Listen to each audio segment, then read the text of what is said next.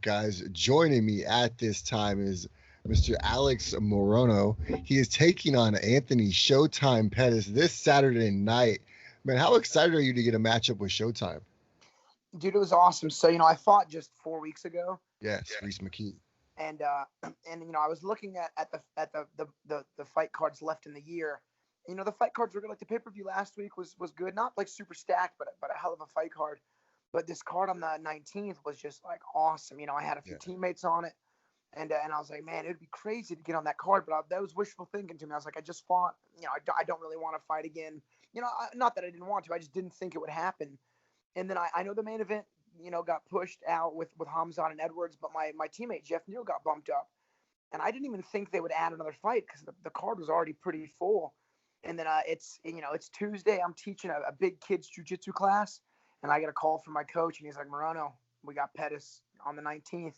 And I was like, Coach, I am in. And before that Same. class ended, in about 20 minutes, they had announced it already. So I was in kind of like that surreal state of mind just because I didn't know if Pettis accepted. I didn't know if it was going to get booked for sure. I just said yes on my end. Yeah, some of these things take a couple weeks to even get done after one Believe side agrees. I know, and dude, it was announced within like minutes, and I was like, cool. And I went from like being like honored to being like, all right, dude's my opponent.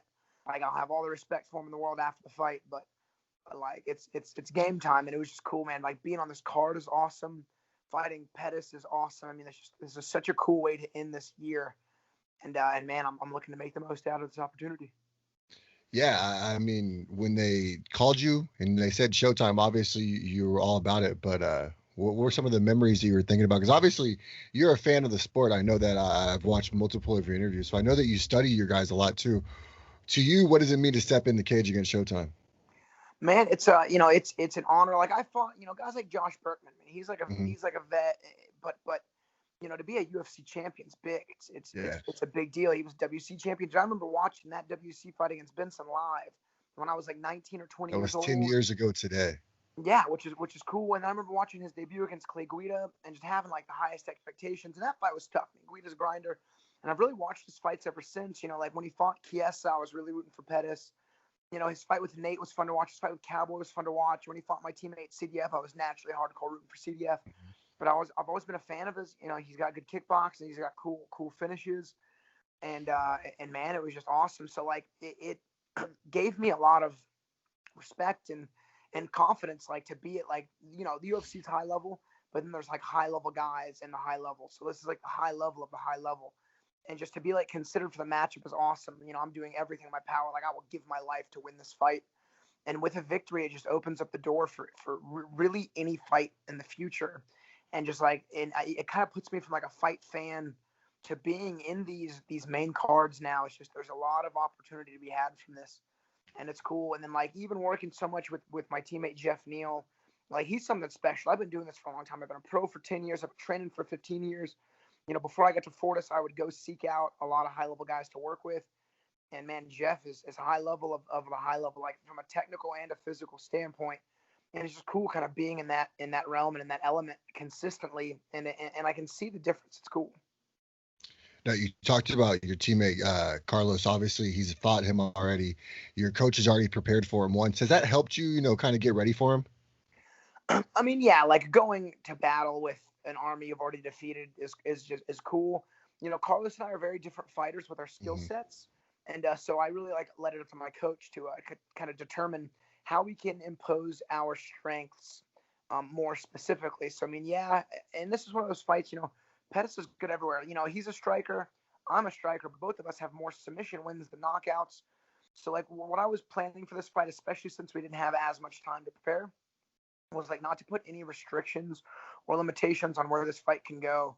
So kind of like hoping for like a fun kickboxing match, but prepping for a grind. Like I wouldn't be surprised if he looks to clinch and wrestle and kind of like fight the full spectrum. So kind of like open for everything and ready for anything.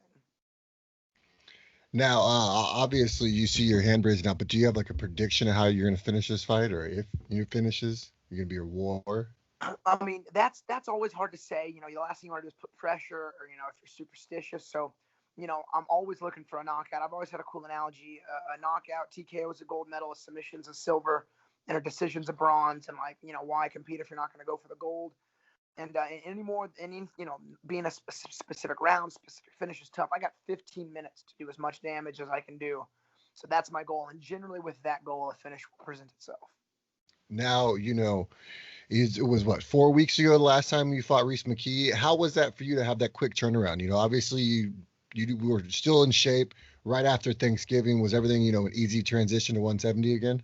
Man, yeah, it was perfect. It really was a perfect storm.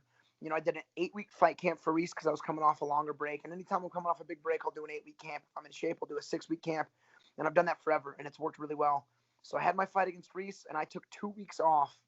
The second week being Thanksgiving, so there wasn't a lot of hard training to be had. And the Monday after that, I was like, all right, back on clean eating, back on two-a-days.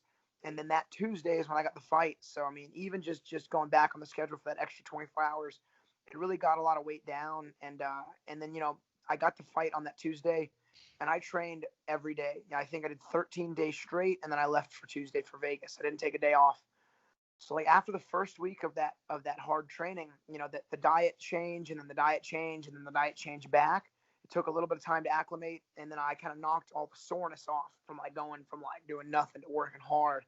And after that first week, man, I felt how good a shape I was in. Like the base was strong, and then after like that second week of work, I felt a hard peak, and like peaking going to Vegas is perfect. And you know, the Reese fight was good. I was pretty bummed I didn't get the finish, but in hindsight now, I got that 15 minutes of experience. I hit a really good kind of rhythm in that fight. I have zero damage from it. Like had a bruised up couple knuckles, but I mean that healed up within that 2 weeks. And I have every reason to be able to perform to my like maximum potential. And again, I feel like I'm up to that task, and I'm ready to do it. Now, for you, this is your 12th UFC fight, man. How is, having all that experience with you kind of help you prepare for this situation? Yeah, man, it's just every fight's been better than the last. Getting, every aspiring fighter, like getting to the UFC, it's hard to do. You got to do it. Getting to the UFC is tough. Staying in the UFC is tougher. And 100%. I signed my 4th contract with them. I'm in double-digit fights. It's just I'm very proud of what I've been able to accomplish. And honestly, like hooking up with Coach Safe at Fortis, I'm 5 fights in now. That was such a career enhancing move. It gave such longevity. The quality of my training partners stayed very high level and consistent. And like even in Houston, I would train with some really good guys, but not as many welterweights as I was hoping. And in Fortis, it's like all welterweights and middleweights. So the training's tougher. I felt myself physically get a lot stronger. And man, it's just been awesome. And I set my first goal for 10 fights in the UFC. And once I got to fight like 8 and 9, I was like, cool, I'm gonna make 20 fights. And then now once I hit 20, 30 is the key. And I didn't really have a lot of ranking goals. I'm big on setting goals. I'm big on setting goals with dates. I think being a teenager with fight camps, I had like a set amount of time to train, and I had to get my stuff done by the fight date. So it created a good habit of setting like time framed goals. And I would always set goals that were within grasp. And like a good example is that Elizu De Los Santos guy. You know what I'm talking about? Yes. He won like 6 fights in a row. Was given Li Jingliang, who was like maybe 15, and lost and got bumped right back down. And like the moral of that story is, it's hard to get a ranked fight as a welterweight. You got to go on a crazy streak, and you got to keep winning fights. And like it's doable, but it's hard. And I feel like I was able to skip the line a bit in getting offered Pettis. And so now that the rankings are within my grasp, I'll certainly set a new set of goals. Do you have any that you've already thought of? I mean, I'm big also on like, focus on the fight at hand, and a big part of this one, like don't celebrate the match, celebrate the victory. So like I got nothing to celebrate until I beat him. But no one name in particular, but like the fact that a win over Pettis literally allows me to fight anybody in the division. Just as a fight fan and as a martial artist, I'm like, I'm there. Like that's awesome. Like the sky is the limit now.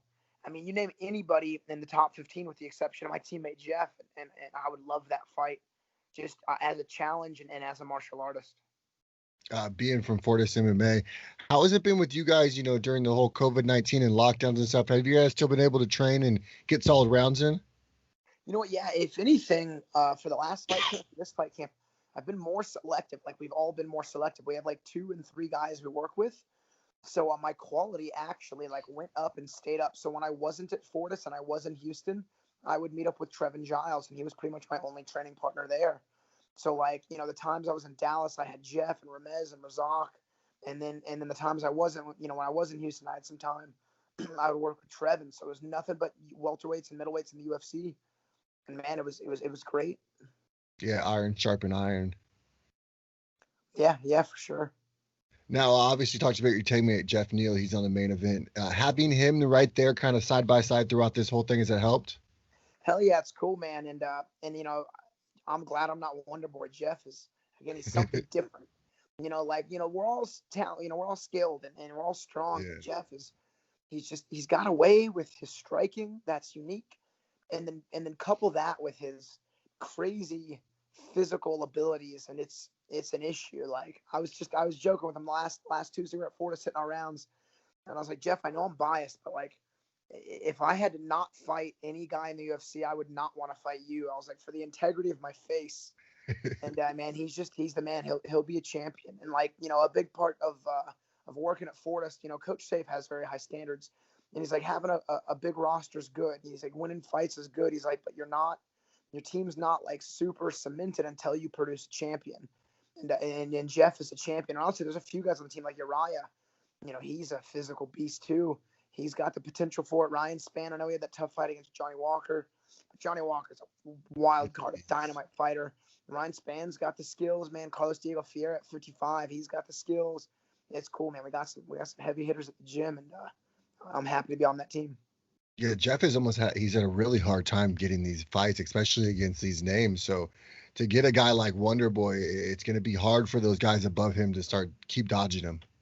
Yeah, for sure. And like looking at the top 10, I actually think Wonder Boy is one of the more difficult fights. Like definitely one of the harder fights. So his style so elusive. But props on Wonder Boy for taking it. I mean, Wonder Boy doesn't have that much to gain with a win because he's already ranked high. And Jeff's tough. No one wants to fight Jeff. I mean, that's been proven. Yeah. So back to your fight against Anthony. Who did you have kind of, in training to mimic what he does? Because he's also elusive. Yeah, you know what? Everyone wants to mimic Pettis. When Carlos Diego Fiera fought Pettis, I was there mimicking Pettis, and it was fun. I was like, Coach, anything special? And he's like, Morono, you throw your crazy, wacky shit, because I enjoy it. Like, I got a black belt in Taekwondo. I stay more composed in my fights and don't take as many risks with, like, the big shots. But, like, dude, I've repped my spinning, everything a million times. And my striking coach, his name is Matt Wald. He's been holding mitts for me for like 12 years. We've been training together forever. We were fighting as amateurs together. He had more of a kickboxing route. I kind of went on MMA. And then after a few more years, he definitely took on more of a role of a coach. And like, as a competitor, like, when the guys got like the fire in their belly, and that's when I kind of noticed the switch between us. So he does an awesome job. He runs a striking program at my gym in Houston, and he is the best pad holder. Like, I know everyone says it about the coach, but like if I'm ever fighting a southpaw, he can stand southpaw, hold for ortho for any style. And he actually is the one who gave me my black belt in Taekwondo. He's the one who repped me through all those moves years and years ago. So he's been an excellent training partner. And like, I got a guy at my gym, like second in command, Jake Heffernan. He's 7-2, and he's a grinder. He's like a wrestler, grappler. And even when we're sparring, he's throwing cartwheel kicks and stuff, and it's been fun. And so people are happy to do it because the style is like unique, but also it's easy to like have fun and throw flashy stuff. In a fight, it's a different story because you got to make sure you don't look like an idiot if you miss or get countered. Right. But in training, when your partner's going to take care of you, guys go crazy. Now, obviously, this is a huge card, man, stacked. We talked about even losing the Kazmat, main event. Your teammate Jeff Neal able to step up, Wonder Boy. That's a huge main event in any card. You guys are now on the main card too, I believe, correct? Yeah, if I'm not mistaken, we're opening the card. I heard there'd be some changes, but there's no way we're gonna be on the prelims because they lost some fights. But like Marlon Vera versus Marlon Moraes versus Rob Font's a good fight. Cheeto Vera fighting Jose Aldo's a good fight. Chaos versus Michelle Piera, that's a freaking wild fight. I mean, there's cool scraps on this card, man. I'm excited. Oh yeah, it definitely. As a fan too, after you get done with your fight, you're gonna definitely sit down and enjoy these fights. Yeah. Hell yeah. Now, let's go back to your recent fight because there was an interesting situation in that fight where he lost his mouthpiece. Are you going to be bringing an extra mouthpiece with you to this fight? Dude, you know what's funny is I do bring an extra mouth guard, but mine was in my bag in the hotel room. So I mean, I'll probably bring it to the Apex this time. But you know, I've cornered 200 fights. I've been to hundreds of shows and I've seen thousands of fights. I've never seen that before. So that was really just kind of going with the flow. It was no one's fault. It was such a weird thing. I was like, all right, whatever. I'll just, you know, it was funny. They didn't put the camera on me much, but I was like kind of staying in my rhythm because I had such a good state of mind and such a good rhythm in that Reese fight. I actually didn't want that break. But, you know, what are you going to do? Even my coach was like, come on. And Reese looked at me and was like, your fighter knocked out my mouth guard. Like, what do you want me to do? And my coach laughed. And we were all like, you know what? He's right. We're just going to kind of wait. But Reese was a champ, man. I kind of hope they give him a better matchup for his They've third. thrown him to the wolves so far.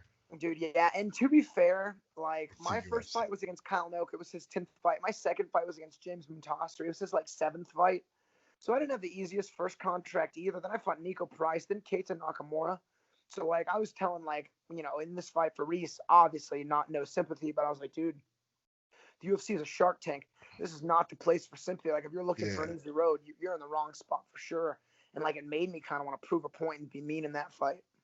And you kept an amazing pace, 179 significant strikes. You went 3 for 3 on your takedowns. Were we going to see kind of similar to what's going to happen this Saturday against Showtime?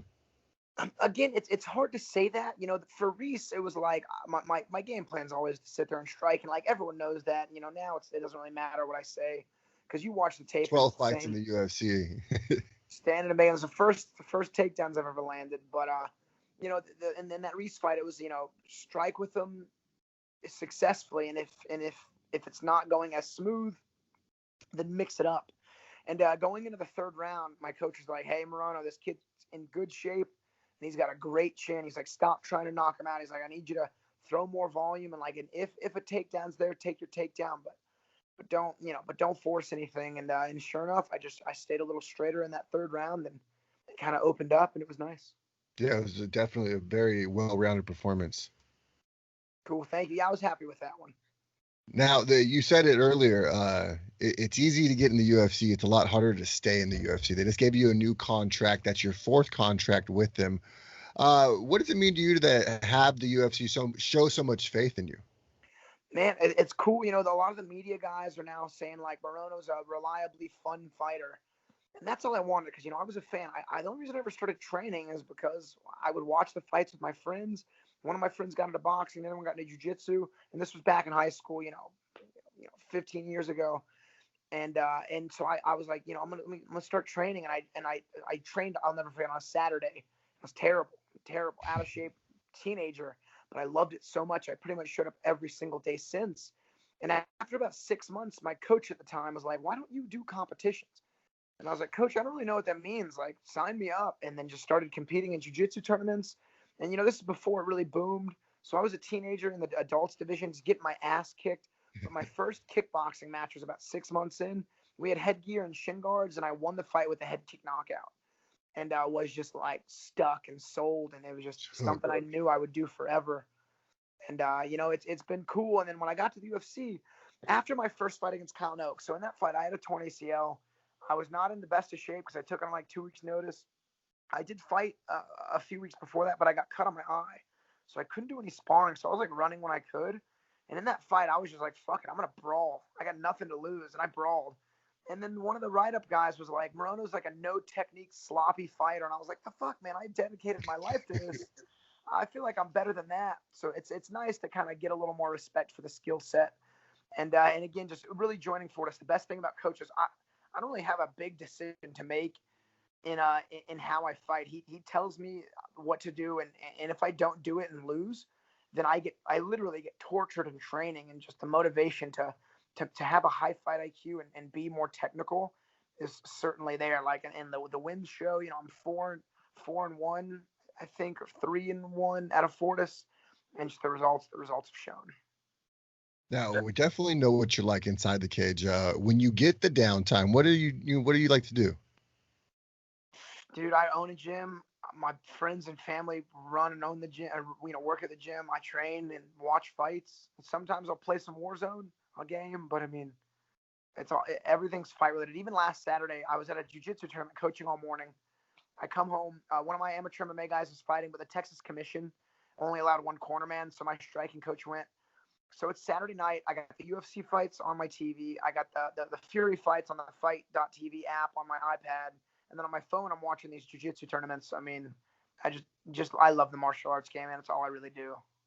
That's the perfect answer, man. That's pretty much all I do. Just watch fights all day. Yeah, same. Well, I don't want to take too much more of your time. I know how busy you are, man. You got some weight probably to cut still, but I do appreciate this opportunity from you. So I want to give you a quick moment to give a shout out to your teammates, fans, sponsors, anyone that's really helped you along your MMA journey.